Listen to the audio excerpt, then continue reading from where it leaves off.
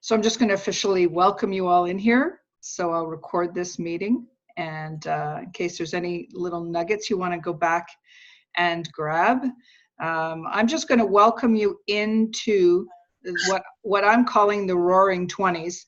Really old expression, but really so fitting for how I've been moving through 2019. Don't know about everybody here, but hope by the end of this call, we're all feeling this intention to kind of roar into this year. There seems to be an awful lot of energy that people, I think, have been just amassing throughout 2019. Lots of lessons learned, lots of transformation, lots of things have happened in lives. And my circle of influence seems to be moving in that direction. And I'm bringing that out to you, bringing that to my clients, my consulting clients, my publishing, my authors. Just really want to infuse you with your ability to create your year the way you want to live your year. And as many of you have seen, I've been posting an awful lot lately about vision. And you'll never hear me talk about resolutions, for example. I'm not a lover of that way of thinking, because guess what? Resolutions are just a decision for the moment. But as we're going to learn today, that the vision is where you need to begin. So I'm just going to let everybody just say hello, and then we'll mute the microphones, and then we'll get started. So, Christina. Hey. Welcome to you. Hey, Judy, say hello. Good morning and hello. Hello from San Diego. And Sharon. Oh, she muted herself. Okay, I'm unmuting you. There you go. Good afternoon from Hey, Toronto. From Toronto. Okay, and Joni. Good morning, everyone. I'm from Delaware. Awesome. And Kathy, we'll unmute Kathy. There you go. Hi, everyone. I'm very excited to be here. I'm from Montreal. Okay. Okay, Trevor. I am Trevor from Austin, Texas. Awesome. Thank you for joining us today. Linda Green, good to see you. Let me unmute you. There you go. How are you doing today? Very, very should be well. on in a minute. Okay, fantastic. So Linda Green coming to us from California. Top of the morning to you. Hey, Kim. So I'll unmute Kim. Go ahead. Hi, all. Hi, Carolyn. Thank you for putting this on today. Welcome. You're very, very welcome. Okay, and Regina. Regina's iPhone. Do you want to say hello? Okay, I know people are in, and Wendy's in the house. Welcome, Wendy. We're just getting started. Okay.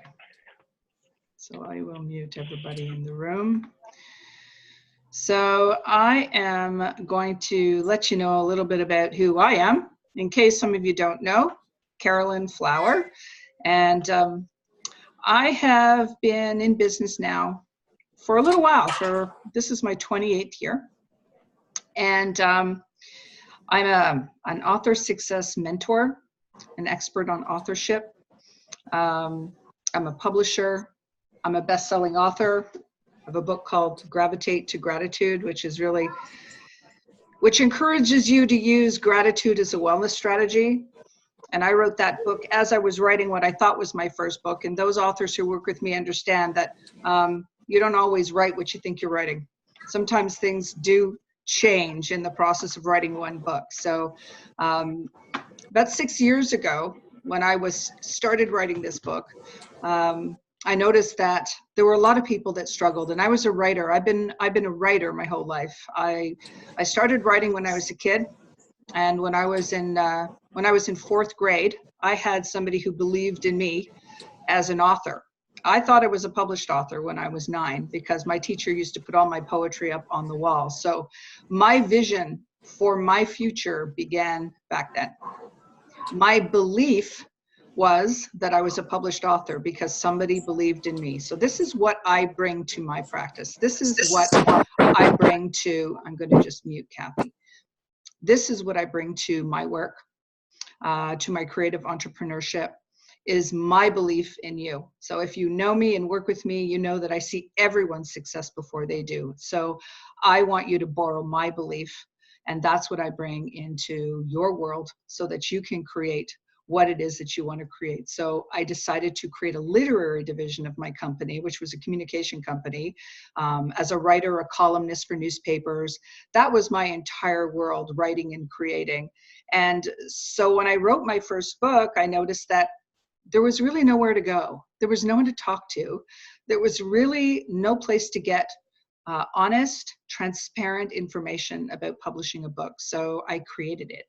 I created something called the Pathways to Publishing Academy back in 2015. So I started shepherding writers, inspiring them to become authors all over the world, which grew into the Oxygen Publishing House, which is what I'm proud to do now. And mentorship coaching with clients for mindset. I'm personally coached by the Proctor Gallagher Institute. I've worked with Deepak Chopra. I've worked with Tony Robbins. We all have our mentors at different stages of where we've decided to go. And I'm no exception. I've invested in myself for 25 years at least.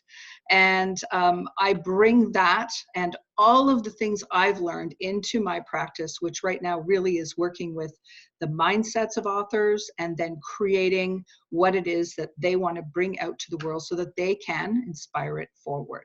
So my vision for myself started a very long time ago, and I've always been a goal setter, a goal achiever.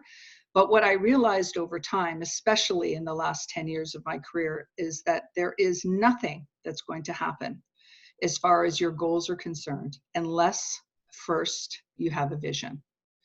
So what does that mean?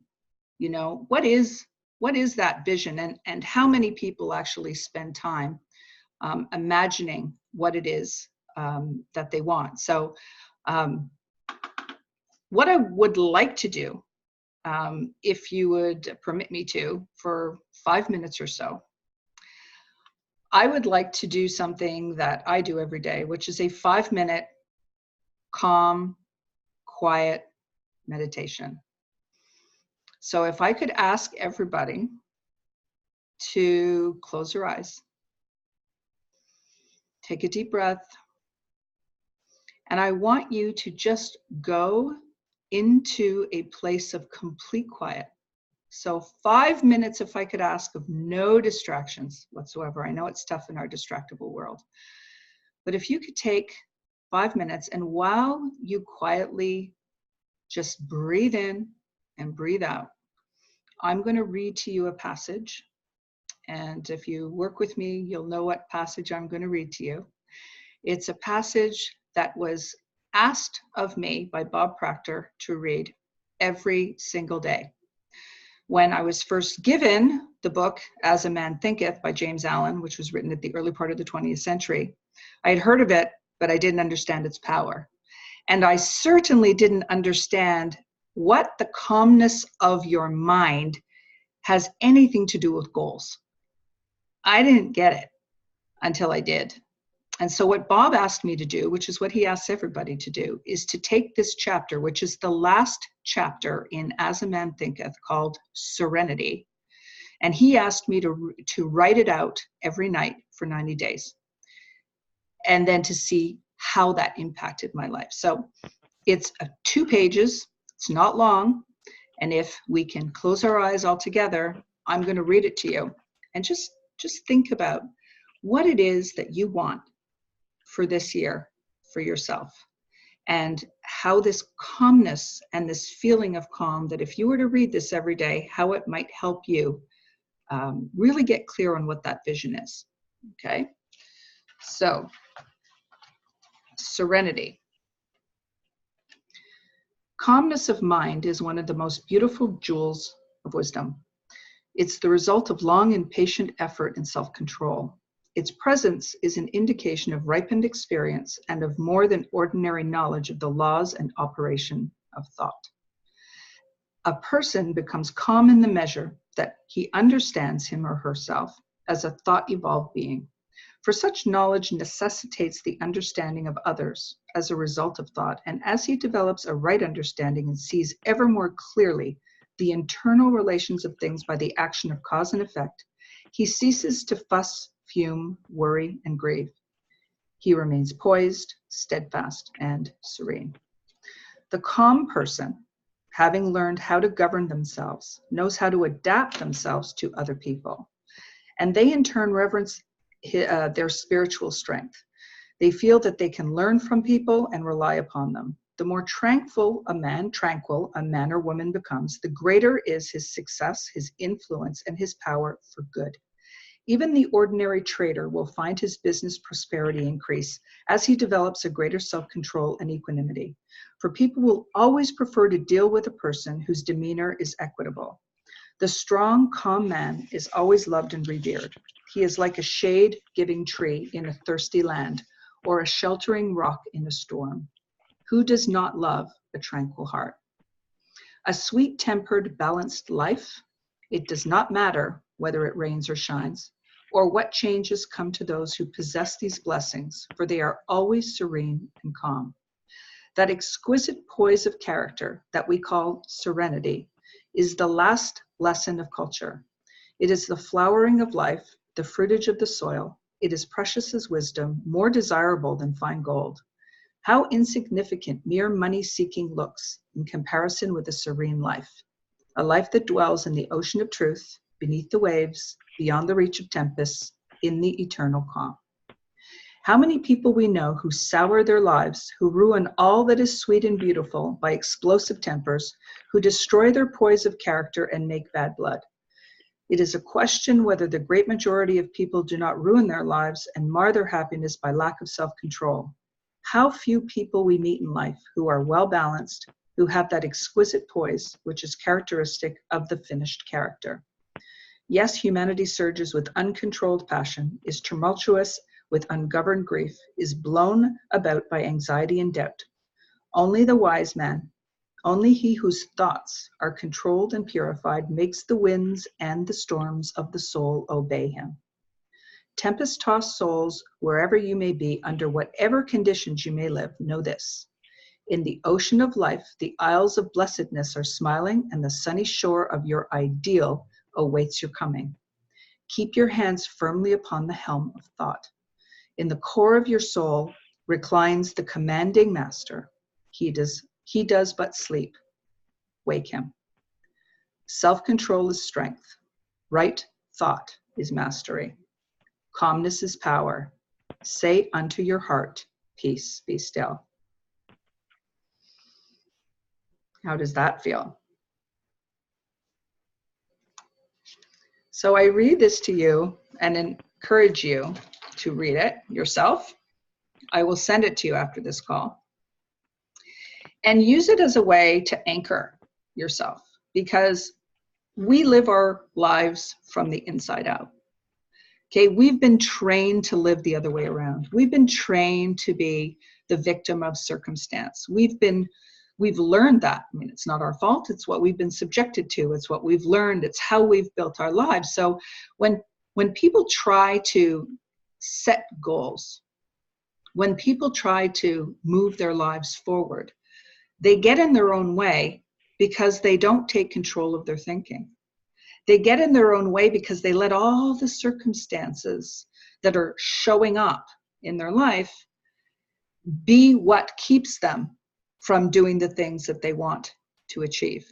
And quite honestly, the more I talk to people, the more I realize that people don't even know what they want. They don't even ask themselves the question. Yeah, maybe at the beginning of the year, I'm going to do this. I'm going to release weight. I'm going to change my financial status. They make all sorts of predictions for themselves, but they actually don't lock into a vision. The goals, they're part of it. There's going to be action steps that you have to take. But this entire process of where you're going this year really starts with you and the calmness of your mind and the focus of your thought and making a decision to say, what do I want? What is it that I want to achieve? Now, I sent out an email just prior to this call, so you would have had a couple of downloads. You may not have them to look at now, but you'll have them there. There's a couple of tools that we'll use and that you'll be able to continue to use. But here's where I want to work into a little bit of practical stuff for you. Okay, is everybody hearing me, or does anybody have any questions? I haven't had a chance to read through your chat. The author's name is James Allen. So this is a book this has been around many, many years, and it is a gem. And I'll give you some of the names of the books that are most valuable to me in my practice. Inner wealth is what I call it.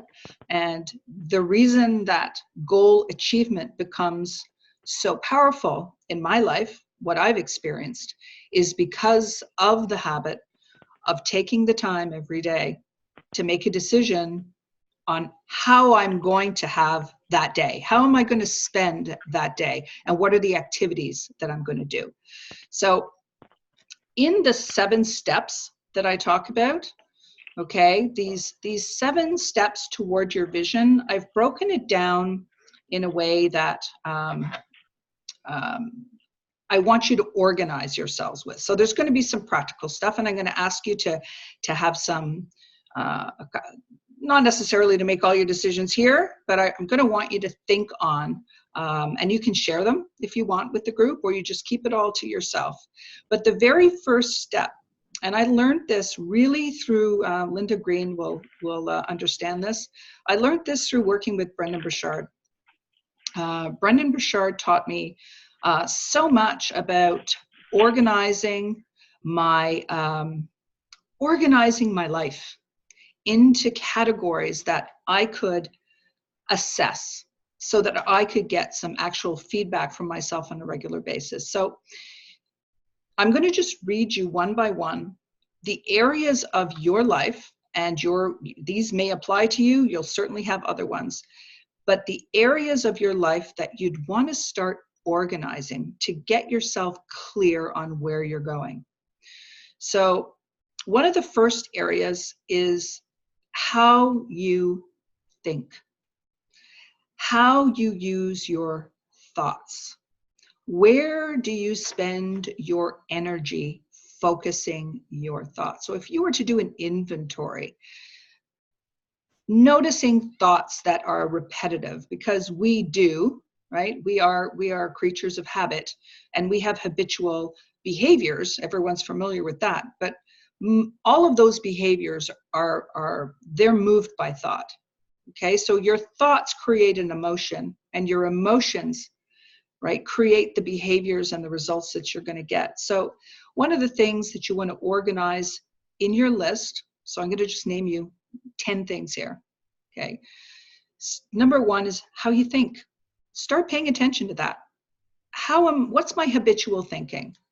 Okay, so what do you focus on? What do you spend your time focusing on? Is it things that you want, or is it things you don't? So the wanted or the unwanted.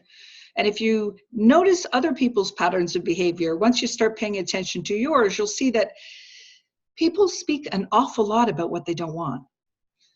They spend more time focusing on the unwanted than the wanted. So that's number 1. Start thinking about, how am I spending my time focusing my thoughts? And number 2 is your emotion. How are those thoughts affecting emotion? Because everything we create on the outside, everything that shows up in our outside world begins in our inside world. So if you don't take charge of your thoughts, then you also won't be in charge of your emotions. People think it happens the other way around. You know, I will do this when that happens. It starts with your mind. So let's get a hold of our thoughts, and then how do those thoughts influence your emotions? So if you're feeling a certain way on any particular day, you're not feeling great, or you're feeling super empowered and joyful, think about how your thoughts are empowering those emotions. So these are just things to start paying attention to, kind of organizing the landscape of how you're going to build a vision for yourself. Okay. Number 3 is your physical wellness.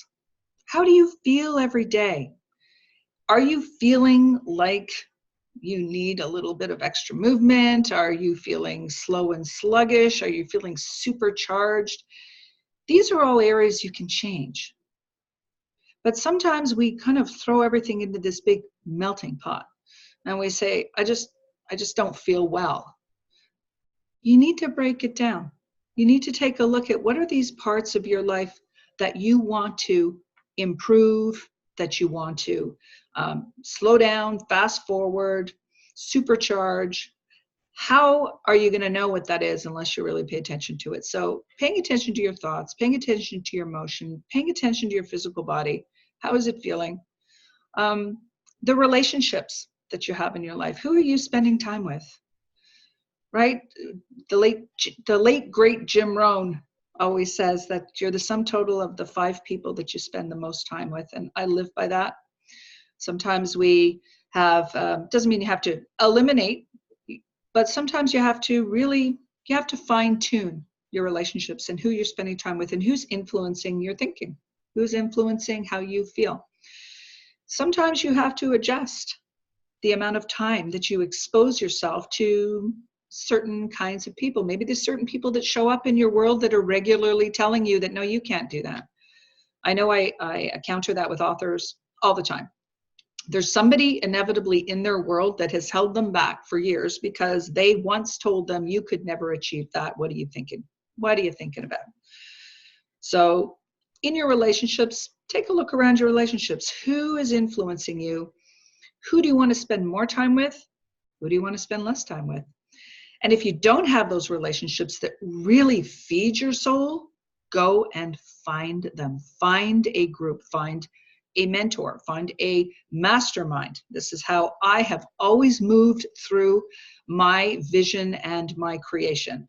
I've worked with masterminds in the Bob Proctor sphere. I'm currently working with a mastermind in the Grant Cardone universe right now and could not feel more supercharged if I tried, because I'm just surrounding myself with incredibly excited people.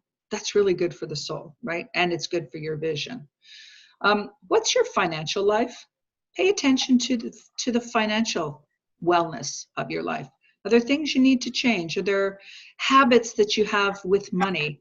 You know, money holds people back, not just because of how much you may or may not have of it, but the way we think and the way we feel and our belief systems around money actually repel money from us or magnetize it towards us.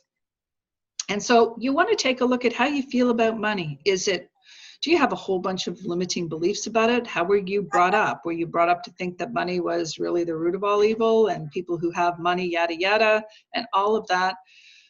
How do you feel about that? And how does that affect your financial wellness?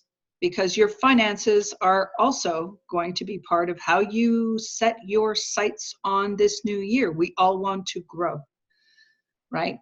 Setting goals isn't about getting new stuff, okay? We tend to put those on the list and that's all good.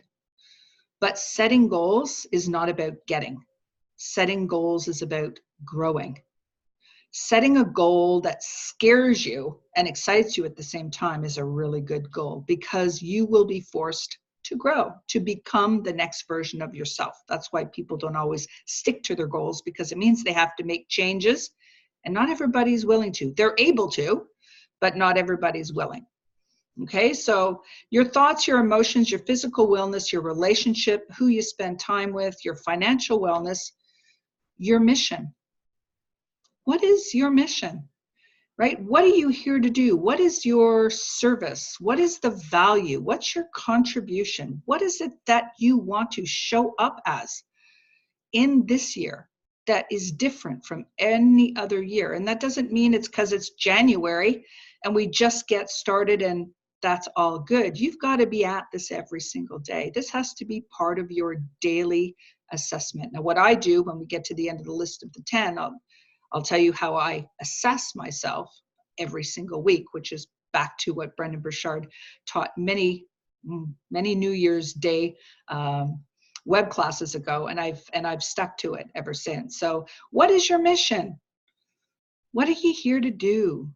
Right? We've got a lot of tasks. We've got a lot of responsibilities. We all have busy lives. Productive is what we want. But what is it that really burns you? What is it that is driving you? And you either have a voice that's whispering it to you, or you have one that's starting to roar it. Which is it? Right? When I wrote my best-selling book, I was going to study at the Chopra Center in June of that year. And in March, I was down in Florida working at an author conference. And I decided that this was going to be the book that I wanted to write. I hadn't started it yet, but I had this vision of handing the book to Deepak Chopra. How was I going to do that? I didn't know. Doesn't matter how. The how's not your work. You just got to make a decision as to what you want. And what I wanted, what I could imagine in the quiet and the calmness of my mind, was handing a book about gratitude to a mentor that I was so grateful to, and writing a note of gratitude in there. So how did that affect my goals? I got to work. So it was March, April, May, June. It was actually mid-February, but by the time I got home, it was March. I wrote a book. I published the book. I got a copy for myself. I got a couple of copies actually for myself. And I was in California for 2 weeks, and I was sowing the seeds of gratitude up and down the coast. But I handed that book to Deepak Chopra because that's what drove me. It didn't matter how late I was writing. It didn't matter how much work the edit took. It didn't matter. What mattered was what I envisioned for myself. And I knew that I would be so proud to be able to do that. So what is driving you? What is that thing, that one thing that you envision for yourself that maybe it's been bugging you? Maybe it's been after you. Maybe now it's really saying, let's just do this. What is that? Number 7, what is going on in your life that brings you joy? What is the joy and the fun and the laughter? What is that? Do more of that. Who brings joy into your life? What do you do on a regular basis that makes you feel so good? Because feeling is the secret. The thoughts create the emotion. If your emotion is in a really great state, you're going to bring amazing things into your world. And most people don't quantify the fun and the joy. So if there's, if you're feeling like, I love, for me, summertime, kayak, that's my joy. Anytime I can get on the water, Linda Green feels that way too. Anytime I can get out on the water, that it's immediate for me. I've determined that that brings me joy. Find out how you can be a little bit more of a joy junkie, right? Go find those things that make you feel that good and do more of those things. And if it means you have to let go of some habits that really don't serve you anymore, that have come to be so repetitive that they really are taking you down the rabbit hole, stop doing them. Replace them with joy. Number 8, one of my favorite things that is part of my every single day is study, learning, knowledge, right? Studying a mentor, studying a favorite author. Who is it that really, really speaks to you? I have my favorites. I'm a big, big lover of Neville Goddard, Genevieve Behrend. I've read all the, the Napoleon Hills and the Wallace D. Waddell books and The Power of Your Imagination. These are all books that that I actually travel with, because they're small and mighty, but they deliver such messages. They're so powerful, and they do teach us how we can control our calmness of our mind, how we think, and it really opens up our creativity, because you cannot create when your mind is in chaos, when you're not calm. It blocks you. It blocks your creativity. I don't turn on any devices in the morning till 9 a.m. So what I do is I create before I connect. So I have an inner wealth habit where I meditate, visualize, gratitude, imagine everything as if it's already here. We'll touch on that in a minute. And then I study. And I study these principles because it makes me feel good. Okay, and it delivers something of empowerment to me. So what are you reading? What are you studying? What are you spending your time feeding the bread for your head? That's another Jim Rohn, right? What's the bread for your head? What is it that you're feeding yourself on a regular basis? What are you reading? What are you consuming? What are you listening to? What are you plugged into? Because if you were to block out some of the noise of the news and all the things, it doesn't mean you have to be ignorant to what's going on around you, but how much do you want to be influenced by all of that noise? Which is why I don't turn on any devices till I'm ready to let the rest of the world download themselves into my reality, but I get to decide what that reality is first, okay? And then number 9 is the daily, what I was just talking about, the daily inner wealth habit, right? Creating before you connect, imagineering, envisioning, gratitude, and something I call an as if life script. And I've sent it to everybody so you can create your own.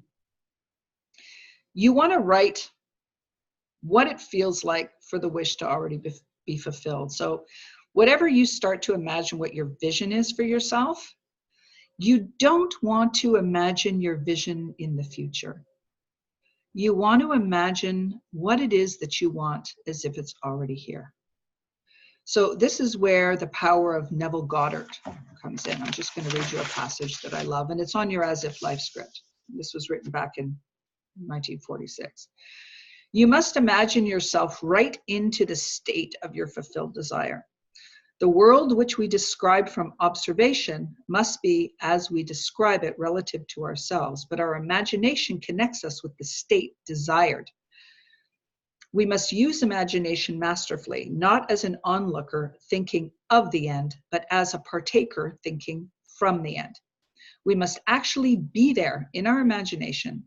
If we do this, our subjective experience will be realized objectively. This is not mere fancy, but a truth that can be proven by experience. The secret is thinking from the end. Every state is already there as a mere possibility, as long as you think of it, but it is overpoweringly real when you think from it. So what does that mean for you? Well, what I call an as if life script is something that I write every single day, and it's every part of my life that is part of my vision summed up in a page, and I write it every single day. As a matter of fact, I've been writing it for all of 2019 in the same book. I'm just about at the end of it. But what I do is I type it up and I keep it as a reference. And what you'll find is as you read what your life looks like now that the wish is fulfilled, it starts shifting and changing, and you start adding more detail to it. So what is that? I am so happy and grateful now that the job is fulfilling. The relationship is exactly the qualities that you want in that relationship. The business that you're growing has already achieved the levels of financial success, whatever success that is part of your vision, not as if it will happen someday down the line. I will be very happy when I become a published author. That's not how you pull your goal closer to you. You create the vision as if it's already here. So you're so happy and grateful now that you're a published author inspiring the world. So I sent you something so that you can start crafting what that sounds like for you. What is your life like now that everything that you envision for yourself is already here? The power in this is undeniable for your success. It's a little exercise, but if you were to do it every day, I promise you, you will see your goal and you moving closer and closer together. So here's what I'd like to ask you to do. If you have a piece of paper and a pen, I'd like you to just put a line down the middle of your page. And on one side, put personal vision. And on the other side, put professional vision. And I want you to, without asking yourself how, because the how doesn't matter, I want you to list, like a shopping list, like when you go to the grocery store or when you have a list of things to do in your business agenda. I want you to list, what are those items? What are those things? What are your personal and professional visions for yourself? So that could be anything. And it could be that you want to upgrade your home. It could be that you want to purchase something. Could be you want to travel somewhere. Could be you want to expand your business. It could be that you want to start a business. Maybe you want to move to another part of the world. What stops most people from completing and following through with this exercise is they say, how am I going to do that? Okay. The how has nothing to do with it. And anybody who has created a vision and then set targets and goals to get there, you understand the magic, because you're basically asking for what you want. And then the universe conspires to bring you the people, the places, the opportunities, the phone calls, the billboards, the song on the radio, the thought, the inspiration in the middle of the night where you wake up and go, oh my gosh, where did that come from? I have to do that. The only way you're going to tap into that is if you ask yourself what you want. So what do you want in your personal life? What would change and how would that feel? And nothing is off limits because there are no limits. Setting goals implies that, I mean, it's an action step, right? Setting a goal, but really having a big overview for what you want to accomplish this year in your life. Who do you want to serve? How many lives do you want to change? How can you be the best version of yourself? What does that mean? A lot of the work that I do with authors is helping them write books. That's for sure. We create books and we create these incredible masterpieces. But before we do that, we have to become the author. We have to make change in our life. We have to be willing to do things differently to get a different result. And that often, always means that you have to give up something of a lesser value to get something of a greater value. So it means that you're going to have to let go of some things that you're doing now that are preventing you from getting where you want to go. And that's where the rubber hits the road, because it's all about making a decision. Yes, Richard, the signs come from everywhere. They really, really do. It's so much in my world in the last 6 months. When you get really serious about where you want to go in your vision, it just happens faster and faster. And then all of a sudden the phone rings, all of a sudden an email comes in, somebody you're introduced to that there is no coincidence. This is all part of where I'm going. I was meant to. You ever had that? I was meant to meet you. You and I were meant to have this conversation because it all fits. So it's so, so important that you are really starting to imagine yourself in the vision that you have. So not apart from it, but as part of it. And how it feels now that it's here. What would change? How have you changed? So what are some of the habits that you have to be really honest with yourself? What are some of the things I'm going to have to do? I want to get, more fit. I want to feel better. I think I want to walk every day. I think I want to go to a gym. I want to get a trainer. I mean, there's so many different areas of our life that we want to change. But anyone is going to ask us to do something different.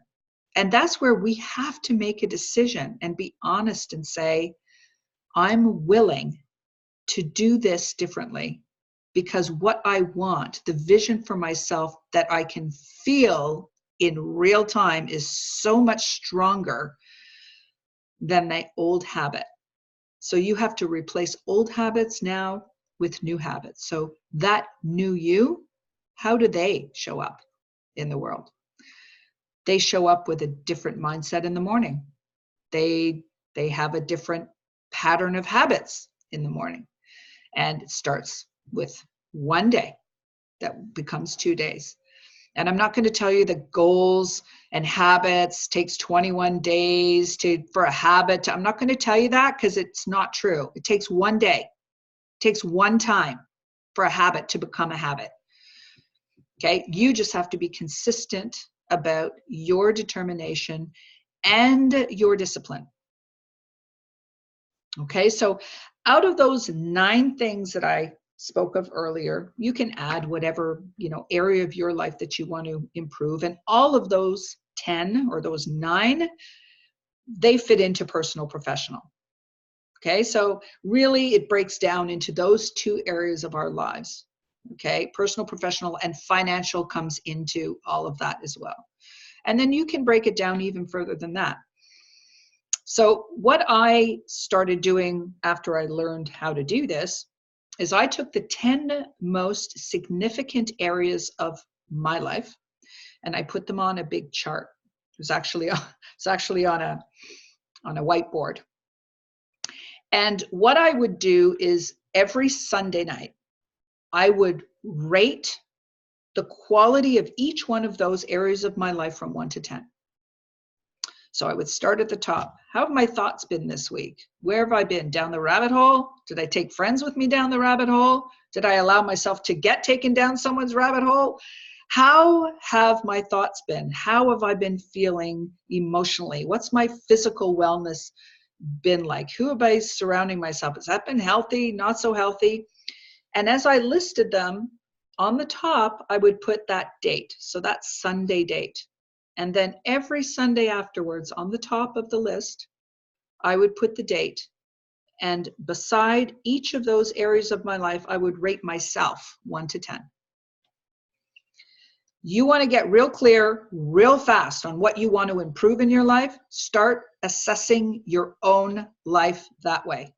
All of a sudden, when you're looking at your financial health, whatever that number is, okay, whatever the number is that you assign to each of those things, the goal is to improve it the next week.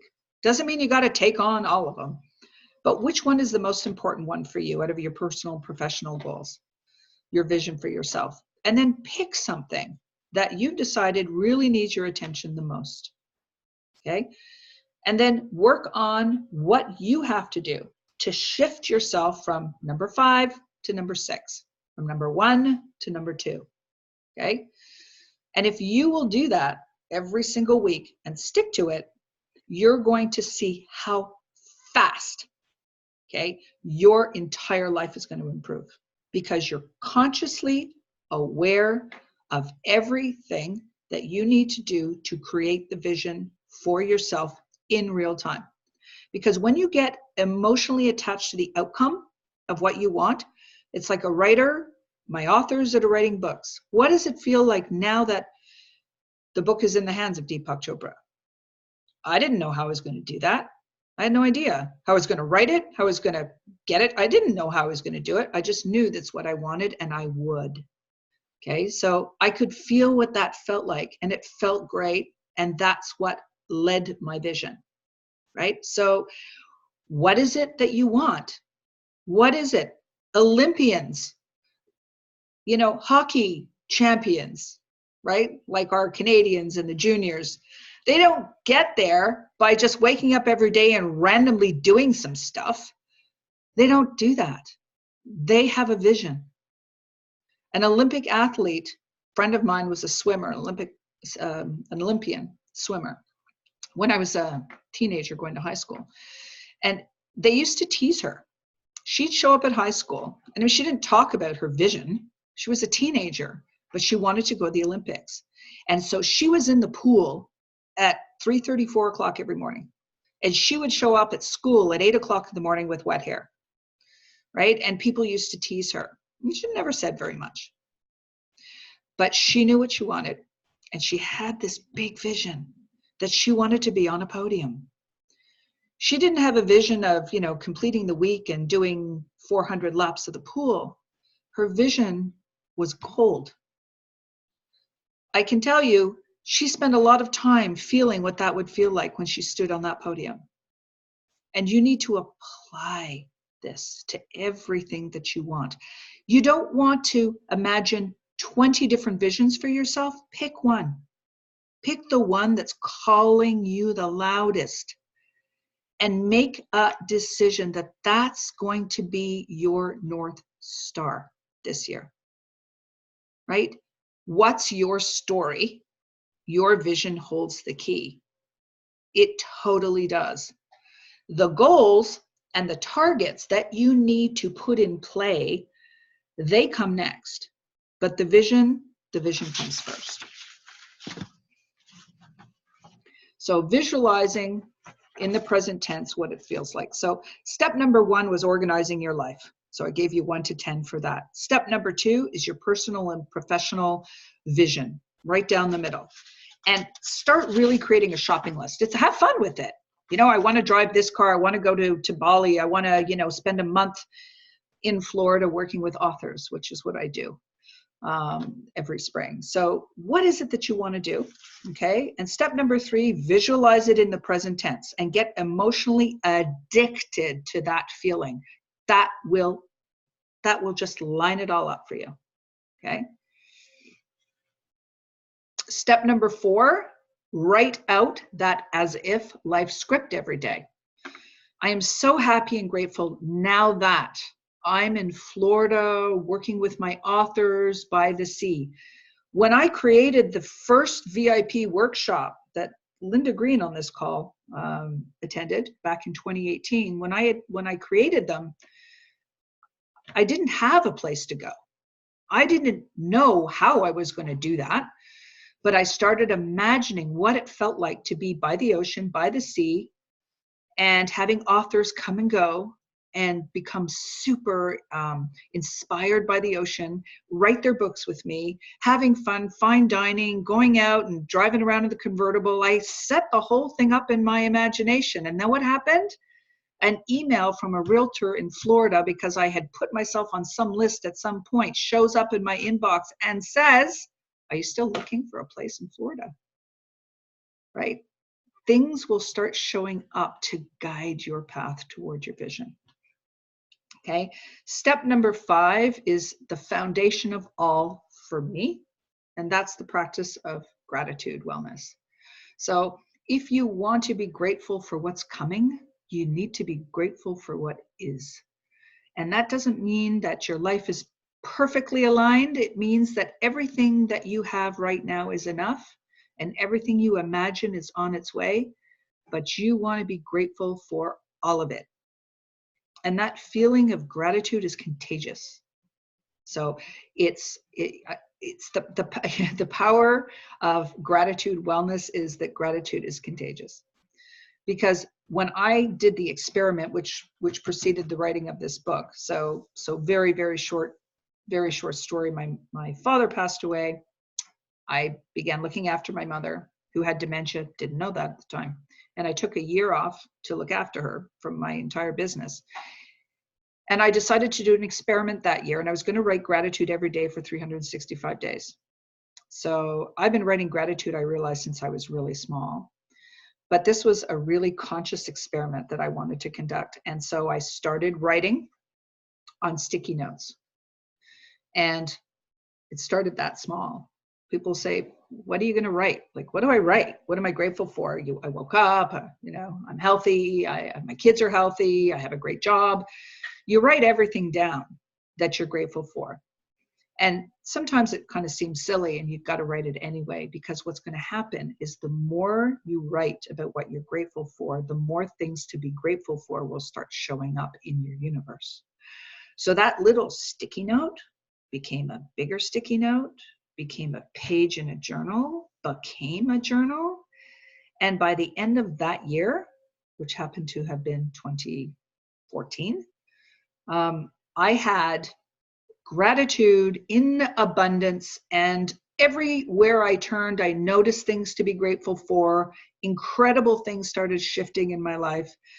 Gratitude was the most powerful tool for me, and I've used it most of my life, but that was a conscious decision to do that. So I would encourage you to write gratitude. What are you grateful for? Think about what you're grateful for. Notice great things about other people, right?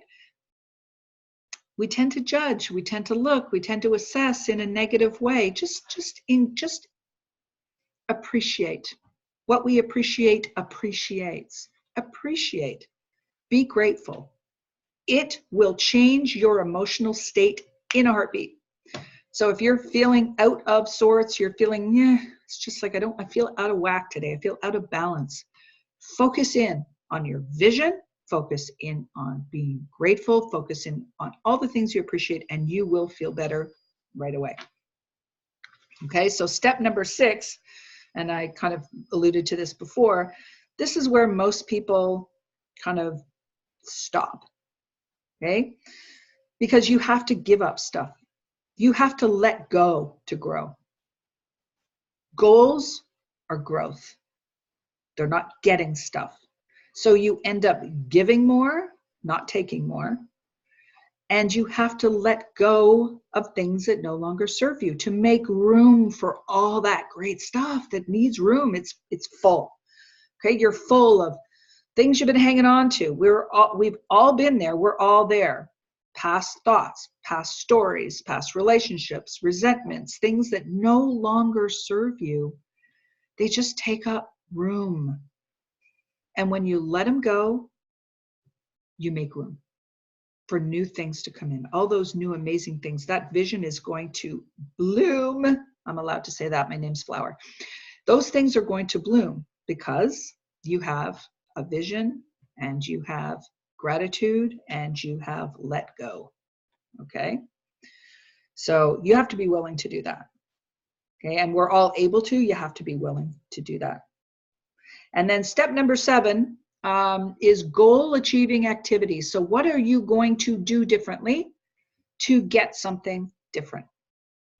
So I sent you the Goal Achievers Action Planner. That's something that I created that was based on something that I worked with Bob Proctor. And it's choosing 6 revenue generating, 6 goal activities every single day. So you want to like fine tune this down to your daily practice. So when you want to achieve that in your personal and professional life, what must you do every day to get closer to it? So if you use that tracker, it's actually fillable. You can do it on your laptop or on your phone. Every day you want to say to yourself, okay, we have 6. Most people don't write any. So if you achieve 6, you achieve 2, just have the mindset that I'm thinking about how I want to move forward. How do I have to do that? I need to choose activities that are going to get me closer to that goal. So that's what that goal achievement tracker is for. Tracking what you have to do every single day. And if you're consciously aware of all the activities, because we don't manage time, we manage activities. We all get the same amount of 24 hours in a day. Why do some people achieve so much more? Because they manage their activity. They block off time. They're consciously aware of what every amount of energy and what it's going into and what is serving them and what is not. And if it doesn't serve you, let it go. Okay, so that's step. So those are the 7 steps, and I'll recap that in an email to you. And number 8 for me, just as a little bonus, is that I would encourage you to write your 3 power words for the year, for this year. How do you want to show up this year? What are your power words? So a word like roar for me is a power word. And every time I write it and I think it, I imagine exactly what I want to be doing with my vision. Okay. Magnetize is another word for me this year. Okay. Like a magnet, I'm moving faster and faster towards what it is that I want to achieve this year. Okay. What are your power words? Pick 3 of them and let them guide you. Let those words be your beacon. And everybody here is in a different stage of their life, in their personal professional development. So those words are going to vary from person to person, but what are yours? And when you figured out what the 3 are, pick the one that is the most powerful for you. So keep your 3, write your 3. When you write your life script, write those 3. So Judy's got her 3: vision, action, momentum. Yes, those are 3 amazing power words. Because when you have a vision and you take action, you create momentum. So your power words are all perfectly aligned, right? It's just you're going to be in the flow of everything that you want. You want to be downstream, as Esther says. Esther Hicks, if you follow Abraham, you always want to be in the flow. You always want to be floating downstream, not pushing with resistance upstream. That's not going to get you anywhere. So you want to be in the state of allowing things to come. Okay, so Kim, awesome, unstoppable, meaningful. Love it. Does anyone else want to share them in the chat? I love these words. These are great, great words. Ask, believe, and receive. Beautiful. Ask and ye shall receive. That's an absolute truth as well. Most people don't ask.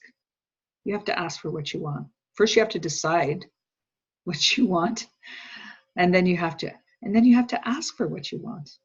And you have to understand that it will come to you, because now you're consciously creating a practice of creating a vision for your path. It's like you could be in a car and it's, you're on a car trip and there's just a ton of fog and there's no way to cut through the fog. You have to create some sort of a beacon for yourself to get through, because you're going to have fog. It's going to come. Doesn't mean the life circumstances aren't going to show up, but how are you going to respond to all of that? When you're in a state of calm, you respond, you don't react. The moment you react to things, you give away your power to somebody else. Keeping your power is keeping yourself in the state of calm, in the state of allowing, and then you'll find that the things that you want, they're going to start showing up. Wendy, peace, passion, and purpose. That's awesome. Peace is great because that does give us that place of calm, so that will direct you. Passion and trying to really this is the me I want to show up as in this world this year. This is who I want to bring to my clients. This is who I want to bring to the world, to my relationships, to my children, to my family. We're always inspiring people. Don't underestimate the power that you have to inspire somebody else. And that's not just for authors. That's for everybody, right?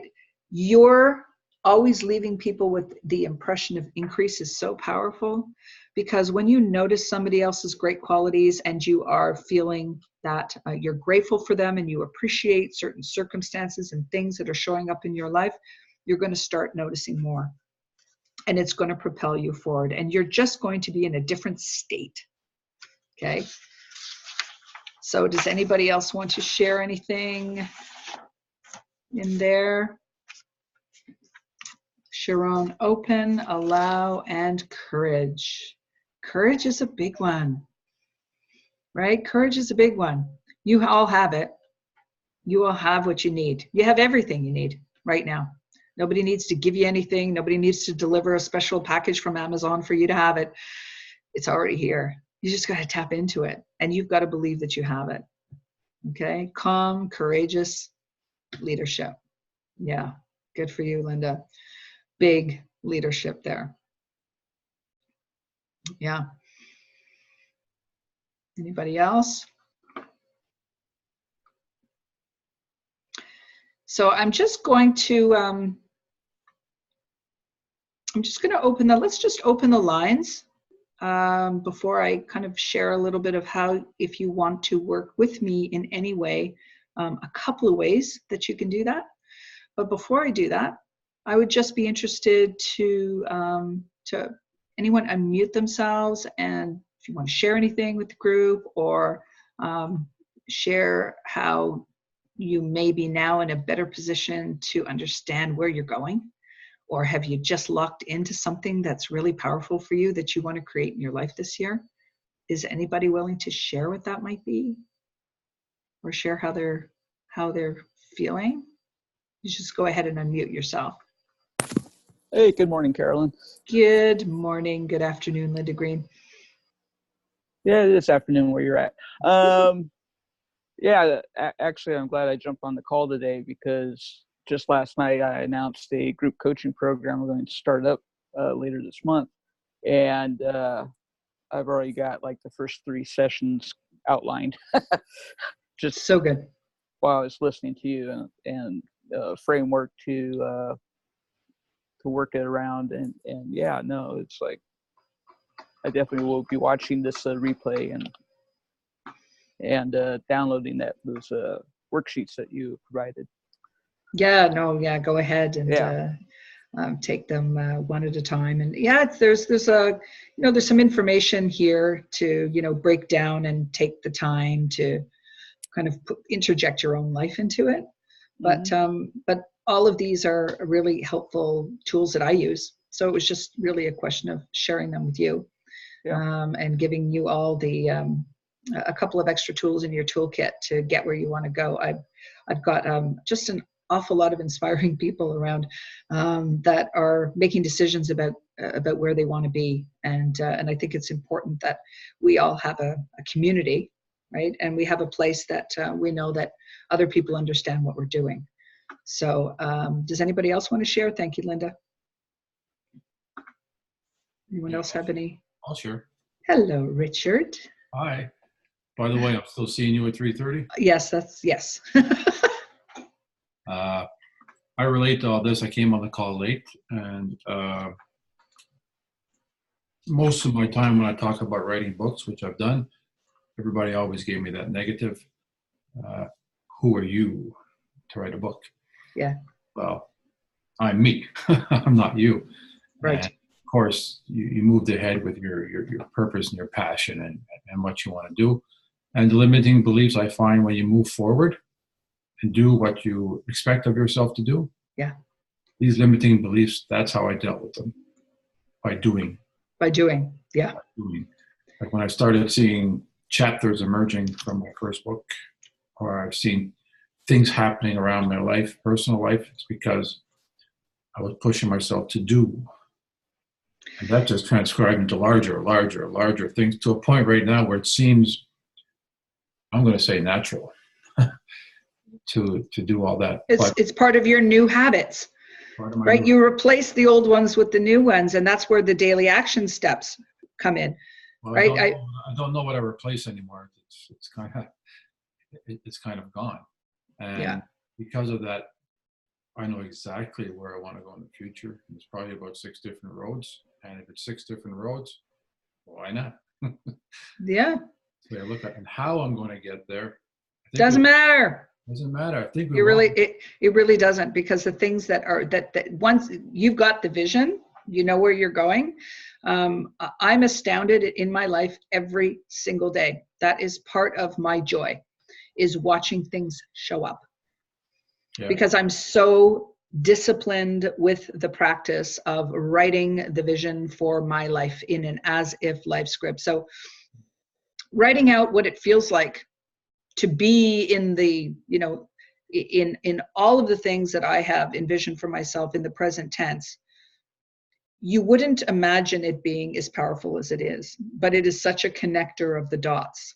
So the more you do that, then you start looking back at, you know, because you do refine your life script. You do refine it because all of a sudden you're writing it and saying, oh, well, maybe I want that more. I want to incorporate that. So maybe you started to understand where you wanted to travel to instead of just travel. You know, you want to get specific, but it starts, these ideas and these inspirations start showing up. So you start including those in your life script. And then before you know it, it's happening, right? It's actually happening. So Right, exactly. And I encourage before I leave everyone to just, what's that Mikey saying, which is so famous? Just do it. Do it. And I've fallen many times just doing it, but I didn't fall as far as I would have if I didn't do it. So I'll leave you guys with that. I got to start making my way up to Hudson to see you. Okay. Well, I'm not there yet. So I'll see you later. Okay. So does anybody else have anything before I just bring us to a bit of a close? Yes, I'd like to share quickly one thing that stood out for me was my one true north. What is my one true north vision? And I know what it is. I've always known what it is, but for some reason, I stifle it and I want to do something else and then get to this. And now it's very clear that writing is my one true north, and I need to stop thinking and trying everything else and finish my damn book, and that's it. I love that. Like, yes, finish your damn book. Yeah. The authors in the room can sympathize with you. They understand, right? Because we get distracted from the things we want to do. We allow ourselves to get distracted by the things, and they just become part of the noise, and you got to get them out of the noise and part of the path. If you've decided that this is the year that you want to finish whatever that project is, whether it's a book or building your house or whatever the project is that, you know, you've allowed yourself to get distracted from, you've got to get real honest, and you've got to get very disciplined. So you have the will to do it. Okay. Bob Proctor teaches that discipline is just giving yourself a command and following it. Yes. That's it. Right? You know that. You've studied with Bob too. Yeah. Right? That's it.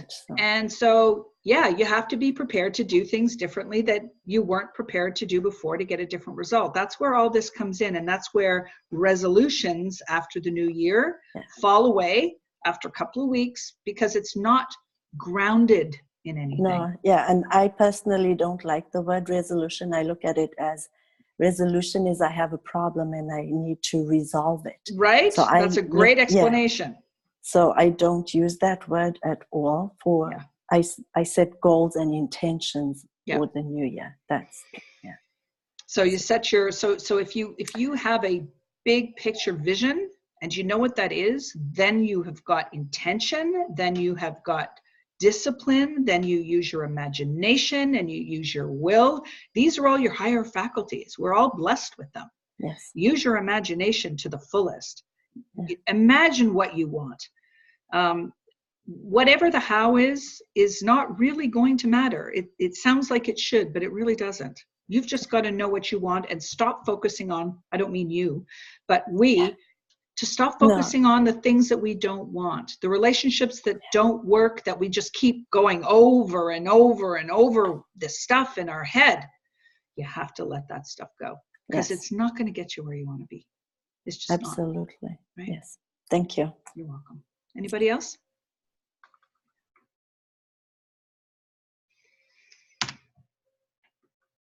I put a link in the chat. This is a way, one way. There's a couple of ways you can work with me. Those of you who are already working with me in, hang on a second. Oh, Judy. Got to get Judy to unshare her. There we go. That was my comment. Sorry, that was my comment. Vision is real. That was my comment. Okay. So I put a link to Ask Me Anything. This is a fast track. This is a 90-minute session with me that I have clients that register for that really want to fast track where they're going. So it's not a, it's not a long mentorship program. It's 90 minutes, and it's we get to it, we get clear on it. I give you action items, and off you go. And then we have a follow-up afterwards, and you let me know how all that's going. But that's one way that you can work with me. And I also have something else that I'm calling, hang on a second, looking at my links inside here. It's called the Keys to Your Vision 4-Week Group Mentorship. So again, it's very short. Just give me a second. I'm gonna go get the actual link.